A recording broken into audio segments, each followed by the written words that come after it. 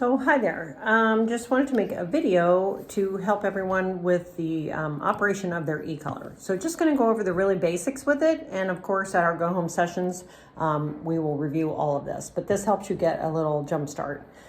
So these are the parts of the e-collar. This is the remote, this is the receiver, or we'll call this the collar sometimes, and it comes with a charger that has a split end like this so that we can charge both pieces of the e-collar at the same time.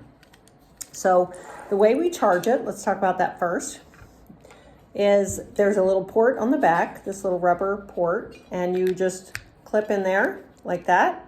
And you do the same thing with the receiver part, a little port, clip, there you go. When you take it off in the morning, so I always charge mine overnight because that's just convenient for me. When you take them off in the morning, you'll notice that both pieces are off. So there's no lights, there's no displays, and these pieces are off. So we have to turn them on. So first we're going to turn on the receiver, we're going to turn on the remote, sorry about that. And on the back, there is an on, off, and light button. It's a soft button here. We're gonna push and hold until we see the blue display come on with the word on. There you go. So you'll see the word on just flash for a second, and then you're gonna see a number displayed, and that is the number that was last used for the dog. So in this instance, it was a 3. Okay, so this piece is now on. However, your collar or receiver is not on. So in order to do that, there's a red dot there. There's also a red dot there. We're going to take those two red dots and touch them and kind of pass them by each other here. And then you see the green light come on the receiver and start to flash. There you go. So now both of these pieces are on. So that's how we turn the e-collar on, as well as charging it. To turn it off, you're going to do the exact same sequence. You're going to touch the two red dots till you get a red light. And then on this one, we're going to push and hold the on-off. And it came up and it said OF, and then it goes away. And so now both pieces are off again. So I'm going to turn them back on. Okay, that one's on. And then sync them up again. Two red dots, pass them by. Green light, goes away. And then you get an intermittent flashing. So that's how you know the collar's on. Okay, so we know how to charge the collar and we know how to turn it on and off. So the next thing that we usually talk about is fit.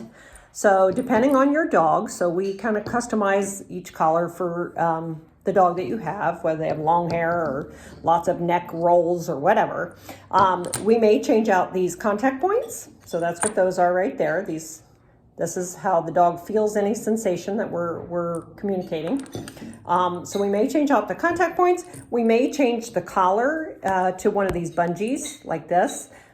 Which can be more comfortable, but also keep this more snug if we have trouble keeping the collar snug on the dog. You have to make contact through these points, whatever they are, in order for the dog to feel anything, right? So we do have to make it kind of snug. I'm going to close this port. As you can see, it's kind of flapping. If you close this, it's a little rubber port completely, then this piece is waterproof. Your dog can swim or whatever with it. So pretty awesome. So I'm going to go over the fit. And so typically with the fit, the way I do it is I take 2 fingers, put them underneath like this, feed this up through the buckle, pull it, latch it, and then let go and finish putting the collar on. Okay. You need to make sure it's snug. The collar should be fitting on the neck, either we'll call it the 4 o'clock spot or the 8 o'clock spot, or you can actually use the top of the neck too. The technology in this is a muscle stimulation, and so it needs to be on a muscle versus right here on their trachea. We don't want it there. So off to the side, one side or the other. And it is important that if your dog is wearing this a good portion of the day, 16 or 18 hours, that you are rotating it from side to side periodically through the day. Usually 3 times during the day is plenty. You also can take the collar off in the crate, and that just gives their neck a little bit of relief, okay? So one thing I forgot to say on the on-off button here is it says on, off, and light.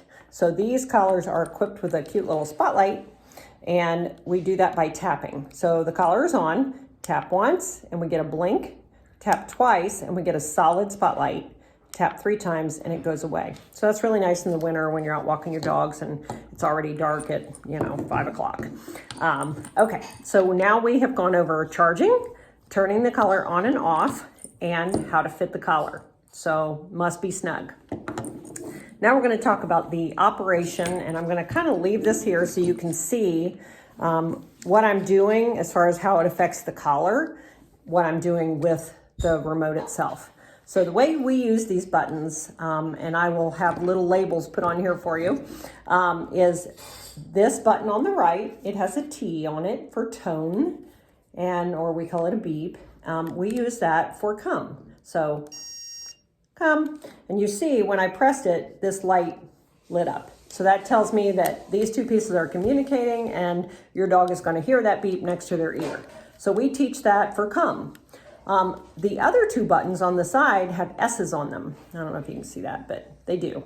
And S stands for stim, or stimulation. Okay, so either one of these buttons will be giving the dog a muscle stim. We can give a very small stim. So a 3 is very little, just a tingle kind of thing. So this is a 3. We can use these buttons in a variety of ways. We can tap like this. If we were asking a dog to do something, once they do it, we stop tapping. Or we can tap and hold. Once they do it, we stop holding. Okay, so I use whatever is working best for your dog, and I'll let you know that when you pick them up and we go over everything. So this second button, or the red button, right, that one is actually a boost. And so I usually preset that to be 10 numbers higher. So if the first black button is set on a 3, or what is that? A 4, sorry, a 4. This red one will be a 14, okay? So it's a very quick way to go from a very gentle reminder to a I said blah, blah. So we love that boost, and I'll get that preset for you, and I'll let you know, what it's set at and how we're using that for your dog. So that's really what we're using for that, these 3 buttons. Those are the ones we use. But, you've got an antenna here. This remote reaches up to half a mile away. This is your dial to move your base number up and down. So our base number was a 4 a minute ago, but say I have a different dog today, and now we need a 9. And so you can always, this is very fluid. Depending on the distractions, you may have to go up, or if the environment is very calm, you can go way down. So that's what's going on with the e-collar, and I'll ask you to watch this so that when we talk about it, you will already have some information. So thanks.